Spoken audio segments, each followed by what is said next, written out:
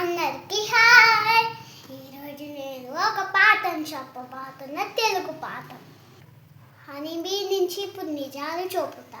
Honeybee ఇప్పుడు ఒక హౌస్లో ఉన్నది. మనలాగా దానికి హౌస్ కూడా ఉంటుంది, చెట్టు మీద ఉంటుంది. దాని హౌస్ పేరు కాటన్. అది దాంట్లోనే నివసిస్తుంది చాలా రోజులు. చంపేకుంది హనీబీ. అయ్యే మనకి తేనె వస్తుంది. ఆ తేనెని మనం తింటాం. తేనె పారవదు, పుల్ల నుంచే పుట్టుతుంది. తేనె తింటే మనకు గొప్ప వచ్చింది. అందులో కలుపుతూ తేనెని మన రాసుకున్న క్రీములో కలుపుతుంది. తేనె గోల్డ్ కలరు. అది తింటే మనకి దగ్గు వచ్చినాక అట్లా అంటే అది వెంటనే పోతుంది. అది తిన్నాక వీడియో చూడండి.